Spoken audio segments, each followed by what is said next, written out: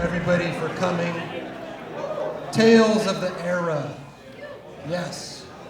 If you don't know any of these people, you should. Tony Alva, along with the Zephyr skateboarding team, Alva and the Z-Boys, showed that skateboarding was more than a fad, a toy, a pastime, but rather a dire, necessary expression in a postmodern wasteland. In the 1970s, he turned teenage unrest into unstoppable ambition, collaborating with VANS to create the brand's first true off-the-wall skateboarding shoe. Of course, we have Jim Muir, aka Red Dog. Jim was on the front line of many progressive revolutions in skateboarding culture, like pioneering concave skateboarding decks. Jim is also credited with introducing urethane wheels to the Z-Boys. Jim founded Dogtown Skateboards. Yay.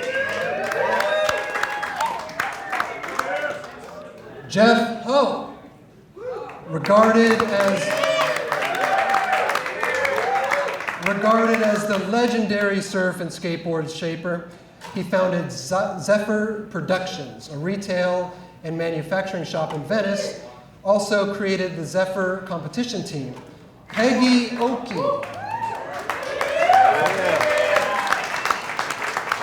In the 1970s, Peggy broke barriers in the world of skateboarding as the only female member on the Zephyr skateboarding team. Eric Dresden got his first skateboard at age 8. At age 12, he turned pro and spent the next 3 years riding for Alva.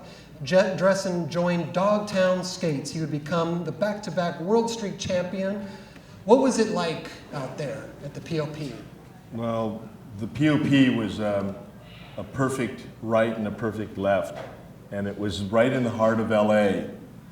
This is the gateway to POP, Rose Avenue. There was no outsiders at the time. They weren't welcome. Excuse me? They were not welcome.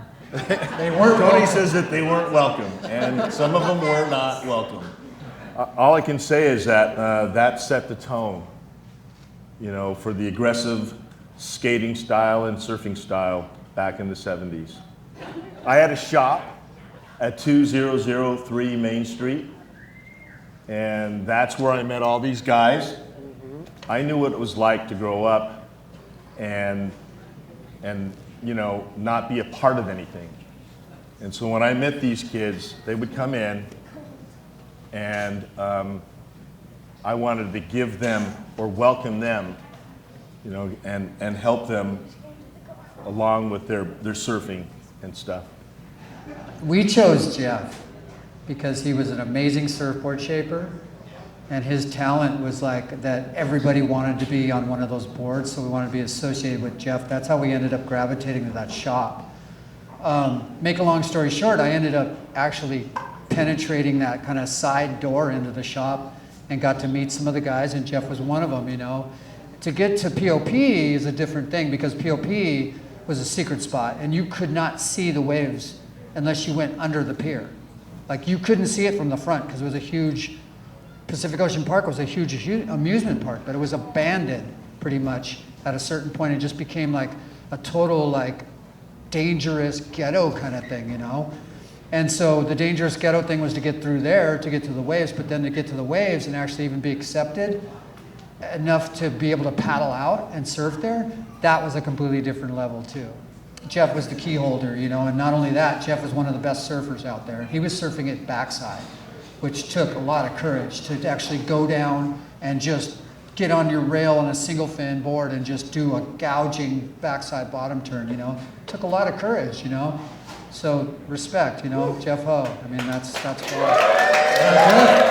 Thank you, Frank. Right. And Peg, oh, go ahead. I just wanted to say something about the shoe. Like, I became familiar with the VANS shoe in '66 when I was a young kid going to high school. And so I wore those shoes, and then for the team, I decided that they needed to have a shoe. And I picked the VANS 75, I guess it was 73, 4, and 5. During that era, it was like what do they call it? Was it the classic or the Authentic. Authentic. The authentic shoe. And dressed the kids in that and went down to Del Mar, and that was the end of that. Well, Peggy, how was it like for you being around all these guys and, you know, when everybody was coming up? I had a really great time skating with all the guys, and I, as a little girl before that, I was pretty much, you know, what you would call a tomboy.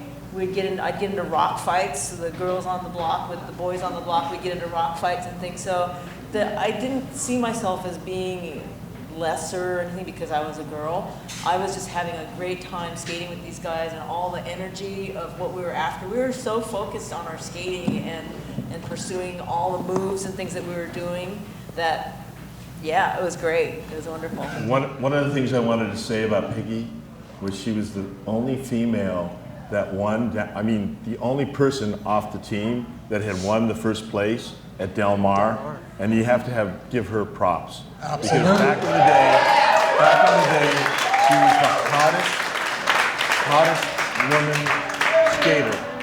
It was undeniable that Peggy was the best woman out there as far as the ladies skaters went. She went out and completely blew them away with the smoothness, the continuity, her style, her grace, and the power that she skated with. The other girls, they went out and did ballerina moves and stuff, you know, and the judges just looked at that and were like, oh, well, we got the ballerinas and we got the ripper. Okay, now, who are we going to give first, the ballerina or the ripper? So, but the ballerinas had to step their game up after that, because like a lot of them, like, you know, the Berryman, Ellen Berryman and Robin Alloway, and the list goes on, and Ellen O'Neill and those girls. I mean, those were good skaters, some of those girls. And they had to step it up in order to compete with somebody like Peggy. So the future was bright for women as far as skateboarding goes. And I think Peggy, she put a fire to them, you know? So it's no joke. That was the first contest for all of us. All you guys? Everyone. Since the first contest was the 1960s. So I saw a bunch of magazines with surfing in it of guys doing vertical turns off the lip, and they were Australians, most of these guys. It was Ted Spencer, Wayne Lynch, Nat Young, Midget Farley, like these guys that were like taking it from longboard surfing to riding shortboards, but they were still had a style that was connected to like footwork, but at the same time they were doing turns on waves that were vertical, you know, and I was like, whoa, I'm gonna do that on a skateboard. So like when I saw pictures of Terry Fitzgerald or whatever, you know, inside Bowl at Sunset Beach when they went over to Hawaii, these guys were killing it already. And I was like, wow, you know, these guys are competing with the Hawaiians, because I knew the Hawaiians were good already. And that combined with Hawaiian style, we put in our little essence of California. There you go, that's a Z-Boy style. But like Eric and I were in here skating earlier, and it's the same style. We're just around slashing, staying on the board, like kind of surf style, pivoting and throwing down like in a way of like less is more, you know? It's not meant to be some technical fancy attack on skateboarding. It's meant to be graceful, you know, something dangerous, making it look easy. That's grace. Grace is like going out and doing something dangerous and surviving and making it look easy. Graceful. It's amazing. Well, Eric D., what was it like for you being a little Grom and coming up with like some of the biggest pros? Well, at first, you know, I was just, when I'm like mid-70s, I became obsessed with skateboarding, and all I did was study the photos of the Dogtown Z-Boy guys. That's what I wanted to be. That's what I emulated. I'd go outside and pretend I was, you know, Jim Muir, and I was Alva, and I was J.A. one day, and I was Shogo one day, and I'm like, that's how I learned, just from looking at the pictures. Yeah, I mean, when I started skateboarding, there was metal wheels in the 60s, and they evolved into the first skateboarding revolution of the 60s. And they were clay wheels that people rode on. They were hard, they hit rocks, and you would just stop and go dangerous. Over the handlebars. And so this guy, Frank Nasworthy, he realized that some roller skaters used urethane wheels from a company called Roller Sports, and he decided to make a wheel called Cadillac. But he invested $700 and was only able to sell these wheels down in San Diego County. And I was skating by him one day, and he goes, "Hey, try this board out." He had bought a pair of these wheels down at the shop in San Diego, and they were the first urethane wheels I ever rode. And I rode them, I go, "Oh my God, you know, I need some of these." He goes, "Well, I'm going back down to San Diego next weekend, And he goes, give me $6 and I'll get you a set of these wheels. So, We were talking about Del Mar. What was the atmosphere like? in the documentary, Bob Biniak's quote was, it was like a roller hockey team showing up to an ice skating contest, or what you call those things. And then the other one was something like they were more like a gang than a skate team. And skateboarding just took off from there. And there was a contest like every month thereafter, and Jeff would drive us around, and we would go to these contests, and yeah, everyone did pretty good. But in our free time, when we weren't surfing, we would do our surf moves up on the school banks up in like Paul Revere, Kenner, and Bellagio. I mean, we were going to Sears with a pocket full of tools, me and Biniak and Wenzel. We used to go into Sears and we'd take our boards and we'd be like, okay, you keep a lookout. I got the tools. And then Bobby would be down and we'd just be taking shit off the Black Knight boards and the Makaha boards and putting them on our boards. And we'd rig our boards up all brand new and just like heavy duty.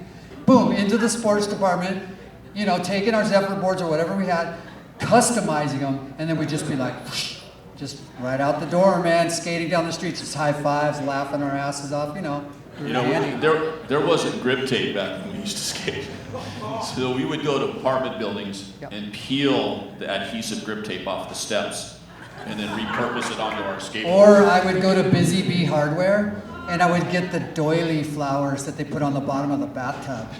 But, you know, that was part of the revolution, was surfing and skating together combined that type of, I would say, evolution. You know, that's what was happening then. Well, you know the Freddie Flintstone boards, right? What I was trying to do was evolve that, you know, and get wider trucks and, you know, wider boards and things like that, and lighter. So that's what they became when Jim started carrying the torch.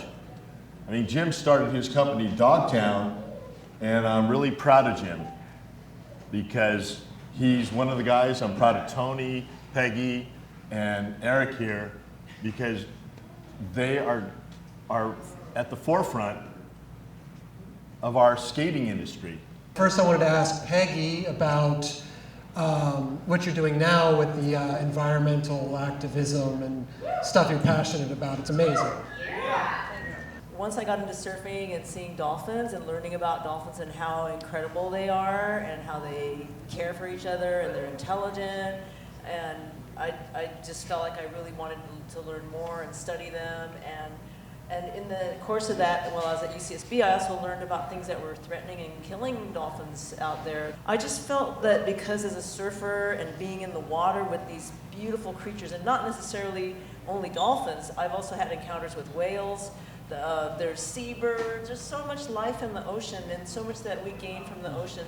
I felt like I wanted to give back. 15 years ago, I started my organization called the Origami Whales Project to raise awareness about the commercial whaling activities in Japan, Norway, and Iceland. And then I've gone on to do also, let's face it, digital petition campaign for the Maui Dolphins of New Zealand. You know, people ask me about the connection between, so how does that relate to your skateboard? And I'd say because of the surfing, and because as a skater, we're pretty tenacious. We're a tenacious group. If we hit concrete, we still get up and keep working. And that's how it is as an activist. You just have to stay strong and keep doing it, what you believe in. But the reason, you know, we came together today also is, you know, the Era shoe. Tony Alva worked with Steve Van Doren, Stacy Perel to pretty much design the first skateboarding shoe. How did that come about, and what was the process? Have you ever met Steve Van Doren? I mean, that dude, we call him the ambassador of fun. I mean, but the bottom line is with Steve is he has one of the most amazing work ethics ever of anybody. He's a hard worker, he's practical, he has a big heart, he's giving, he treats his people, you know, that work for and with him like their family. That's why we ended up getting hooked up with Vans and with Van Doren, is because Steve, the son of the founder, saw that spirit in us and saw the way that we were and how it connected to his attitude in life, and he took us on. Thanks for showing up, y'all. Love you guys. Thank you.